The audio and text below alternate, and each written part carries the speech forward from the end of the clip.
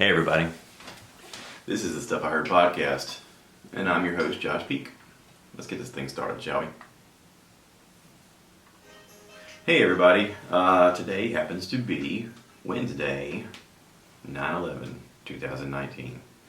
9/11, of course, is the day that we all declared we would never forget the tragedy that happened in New York.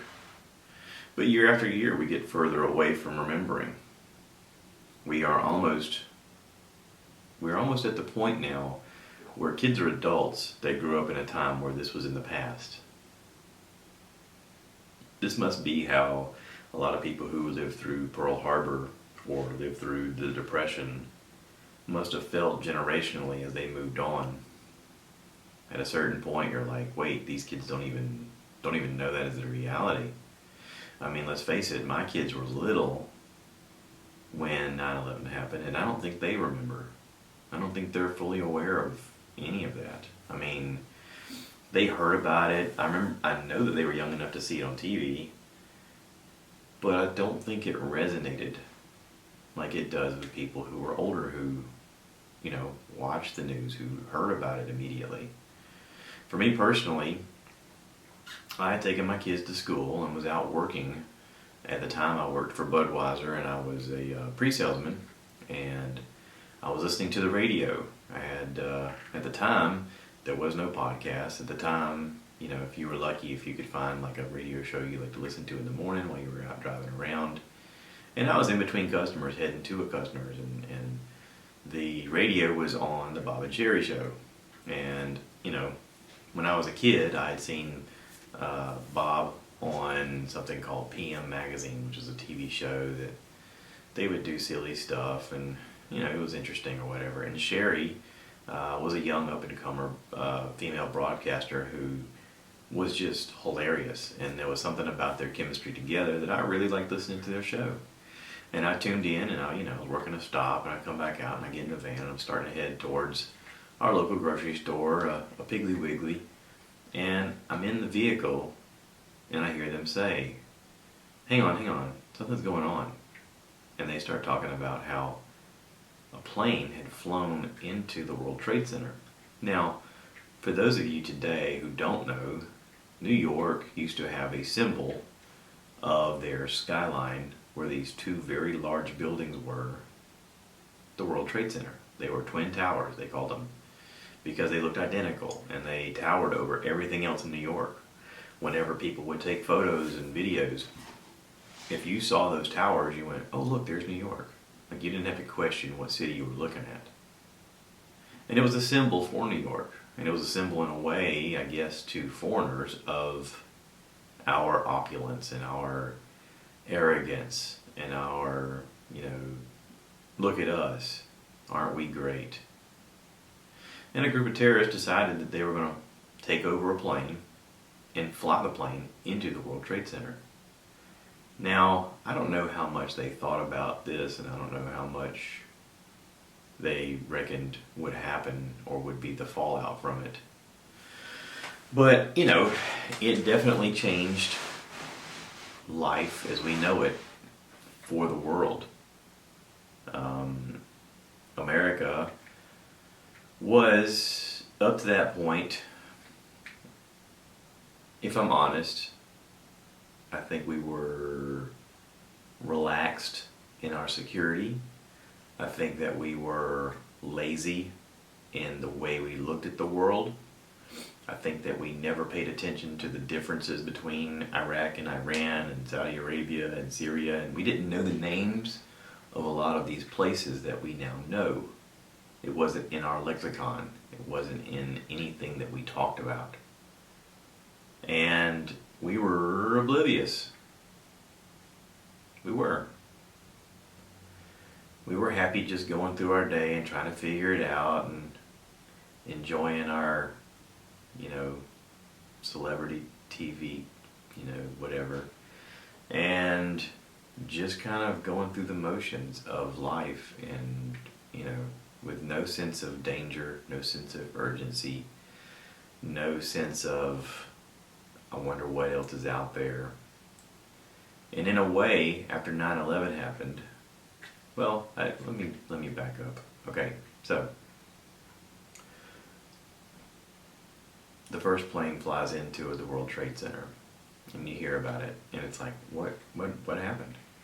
Now, when I hear the word plane flew into the World Trade Center, my first thought was it was one of those little planes, the little Cessna type planes that hold like, I don't know, 10 people or so.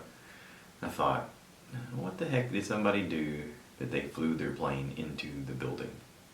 Did somebody have a heart attack and they lost control of it?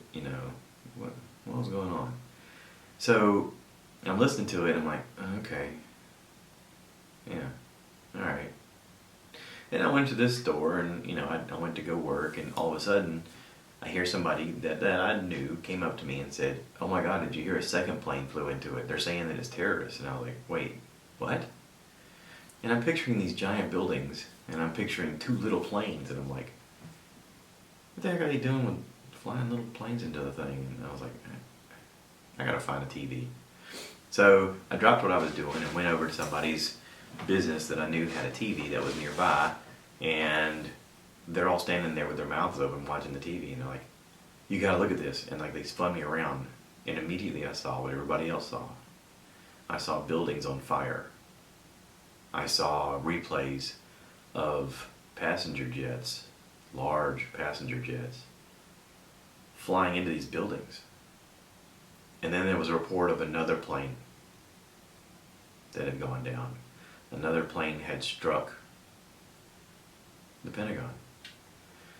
And the words of terrorism and the words of attack suddenly became all anybody talked about. And then as we're watching it in disbelief, and as we're going, wait, what is happening? There's a big question mark. We all watched it and we all asked ourselves, what is going on? Because we didn't know. We didn't know if it was something was terrorist. We didn't know if it was, what else was going to be attacked. And I'm sure that everyone in the military was suddenly on high alert, because that's what you do. I was in the Marine Corps when Timothy McVeigh bombed the Oklahoma City federal building, and we were on a base in North Carolina, and they put us on high alert immediately, and we were on high alert 24 hours a day for quite a while from that. I cannot imagine the level of freaking out that people did in the military during this time.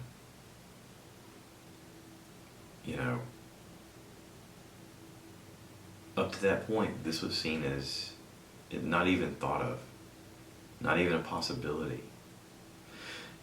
Back in the day, we used to be able to go to the airport and you could walk. Like, let's say your loved one was flying into your area. You could just go to the airport and meet them at the gate as they came off the terminal. They come out of the door and you're like, oh, there they are, hey! And you greet them and walk them over to where their baggage is. And you could do that back then. You could walk all the way to the gate and hang out, and there was a little bit of security when you walked in, but not like it is now.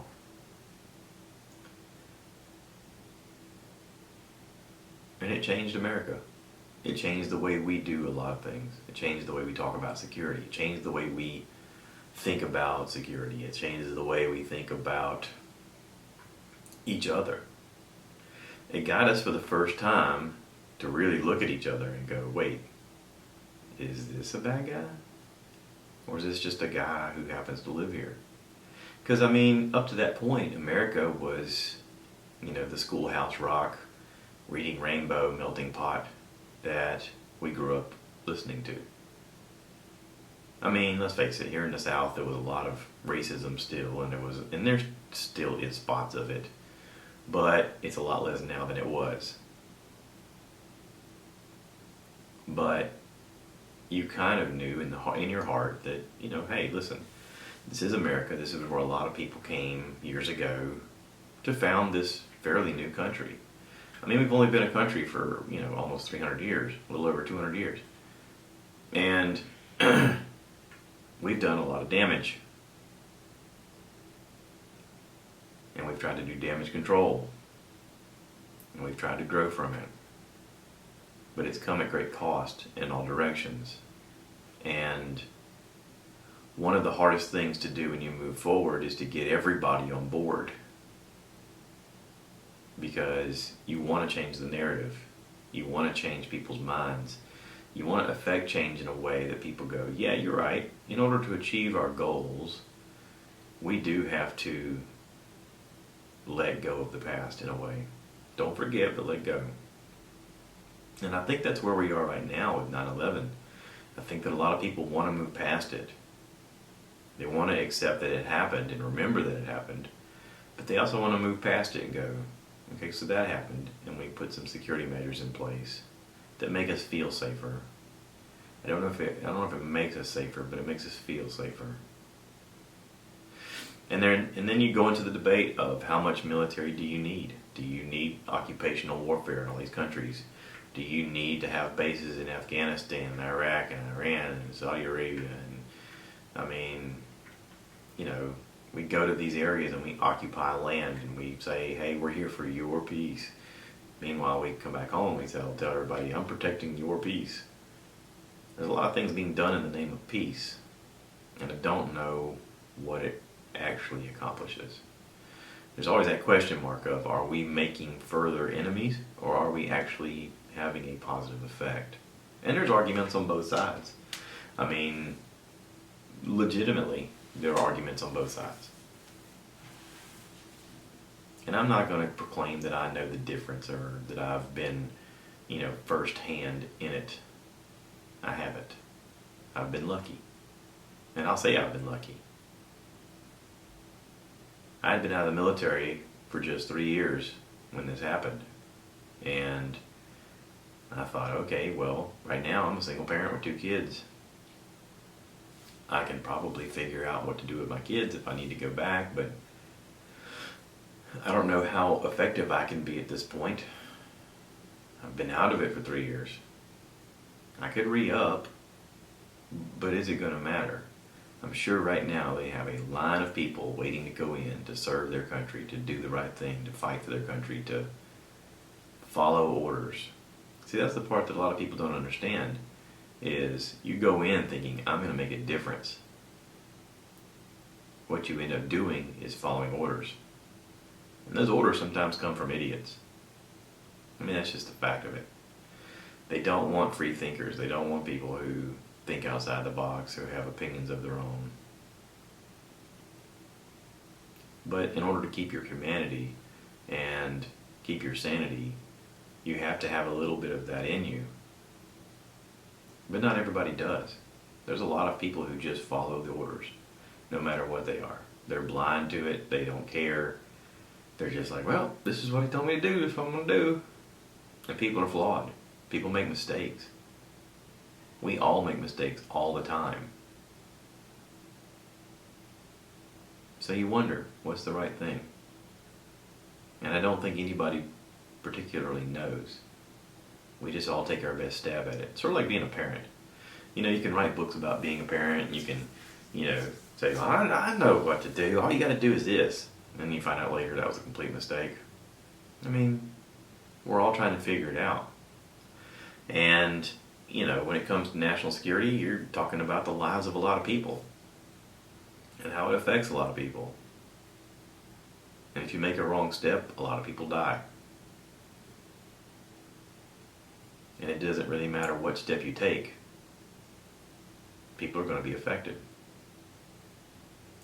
So instead of this just being negative, I'm going to tell you, go out there and do something positive for somebody today. It doesn't have to be any grand gesture. It could be holding a door for somebody. It could be saying hello to somebody that you've never said hello to. Do something. That's all. Let's change gears a little bit, okay? We're about 15 minutes in. I have been listening and watching some stuff. I recently listened to the unedited version of Something's Burning with Bert Kreischer on the Bertcast. Something's Burning is on YouTube, and they aired the unedited version of his episode with Brian Callen and Brendan Schaub, and they're hilarious together. Apparently, they were making something called Chiapino, and it's apparently got crabs in it and clams and shrimp and all kinds of stuff. And these guys are pretty funny together. The audio of the unedited version, there's a lot of stuff in there they didn't include in the YouTube video, because most of the episode is them trying to figure out how to kill the crabs as humanely as possible. But anyway, it's funny. I did check out Bert's interview with Whitney Cummings. For some reason it downloaded onto my phone, but it wouldn't play on my phone. So I actually watched the video, and that was great. I really enjoy Whitney. I may have talked about that last episode. If I did, I apologize. There's one that I want to listen to that hit my phone this past week, but I didn't have time. Bill Burr is on Joe Rogan Experience. Joe Rogan, I guess, is talking to Bill about his new special. He has a new special on Netflix now. It hit yesterday. I forget the name of it. Paper or something. Paper Tiger. I guess it would help if I knew the name of it, so I don't sound like a complete jerk. I totally respect Bill, and I think he's hilarious. And I watched his special last night, and it was hilarious. It was so funny. I also listened to, let's see if I can find it. Ding, ding, ding, ding, ding, ding. Bill Burr. Let me look at it. I don't want to screw this up. Yeah, it is called Paper Tiger. Okay, so Paper Tiger is on Netflix now. Go check it out. I watched it last night. It was hilarious. I know a lot about Bill because I listen to his podcast, the Monday Morning Podcast, quite often.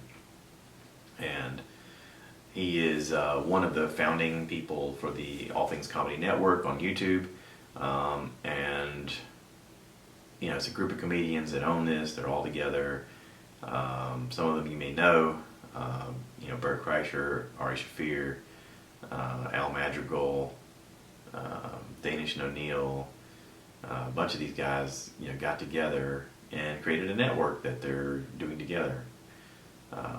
More comedians are coming into the fold of their network, and by having a network, they're able to then go to sponsors and say, you know, hey, listen, we have this many people listening on a regular basis to us. You know, give us the opportunity to help you make money. Let us read ads. This helps us pay the bills. This helps us continue to do what we love to do, and it's sort of like a partnership with them establishing their own network. Then they get to reap the rewards of that. So it's pretty smart and funny. Dave Chapelle came out with his special, and I was able to watch it this past weekend. It's called Sticks and Stones.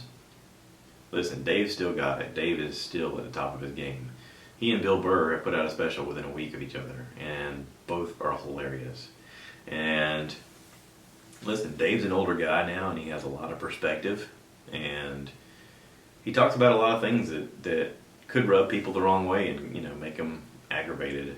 But then he spins it in a way that's going to make you laugh no matter what. If you're easily offended, then you're not going to enjoy either one of these guys. Because Bill Burr prides himself on taking a premise that's unpopular and then figuring out a joke that goes with it. Figuring out a way to spin it in a way that's funny. And he'll say, listen, I don't believe this. I'm a comedian. I made a joke about this and I figured out a way that makes it funny. But he'll proclaim something and everyone goes, oh my, and then he makes a joke and you're like, oh, okay. yeah, I get it. And, you know, that's the idea, is, to me, the comedy that I enjoy the most is the one that is the premise that you don't see coming, is the premise that helps you, you know, find the way of describing something in a way that's hilarious that you never thought of before. I think that's the goal. Maybe to take the sting out of life. Maybe to take the harshness and make you look at it in a different way and go, okay, this is terrible, but I can see where it's funny. There was a comedian once that I saw on a cruise ship. His name is David Nastor. And he wrote a book called You Just Have to Laugh. And he talks about a lot of tragedy that he saw growing up and how each tragedy was terrible, but there's comedy in it. And he would talk about the fact that if you didn't make a joke out of it, it was almost unbearable. But he could find the joke, and he could work it in a way that you would listen to it and go, oh, okay, I see what you did there. That's pretty clever. I dig that, yeah. And listen, we need comedy. We need comedians. We need people who can help us navigate this life and can sort of be the voice of us in a way that we're not comfortable with. Not all of us have the ability to spin things in a direction that make us talk about it, or make us think about it, or make us communicate with each other about it. And they do that on a regular basis. Listen, I just recently bought tickets to go see Burr at the North Charleston Auditorium. I think it's what it's called, North Charleston Plaza, North Charleston something. Anyway, Charleston, South Carolina. He's coming October 10th, and I bought 2 tickets. And I'm going. And it's going to be great. I'm a big Burr fan. I want to go to his show anytime he's in the area. I'd like to go see Bill Burr. I haven't seen him yet.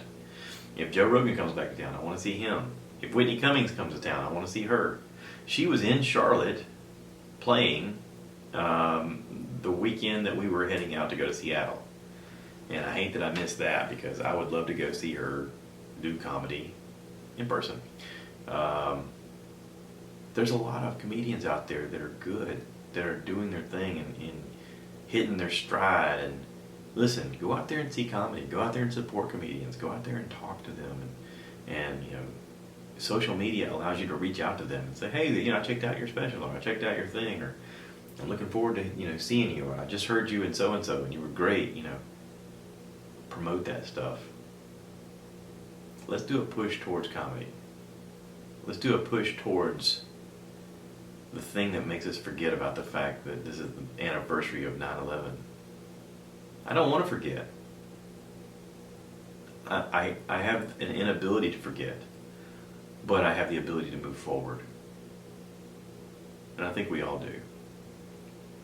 And I think in a way comedy helps that. Let's talk about some stuff that I watched. So I finished Mindhunter Season 2. I think I talked about that last episode. And I wanted something a little bit lighter. And it just so happens that The Good Place Season 3 came out. And each episode is like 23, 22 minutes, something like that. Real easy to watch. Kristen Bell, Ted Danson. Funny premise. Funny show. Some of it is ridiculous, I will admit. But there are some moments in there where it's very thought-provoking and very philosophical. And ultimately, I enjoy it. It's listen, it's on regular network TV. So whenever it comes out for the regular people to watch that pay for that kind of crap or have access to that kind of stuff, you guys already know this, but I wait for it to come out on Netflix, which is usually 6 months later. So I know that everybody else who watches it is like, yeah, we know, we've seen it. It's one of my favorite shows right now. I really enjoy it. I hope they keep it going. It's interesting in the fact that they have an ability with the show to reset and refocus every season. There's a few tricks that they can do that just fold into the natural storyline. And it's done well. And they're good actors. All of them are good actors.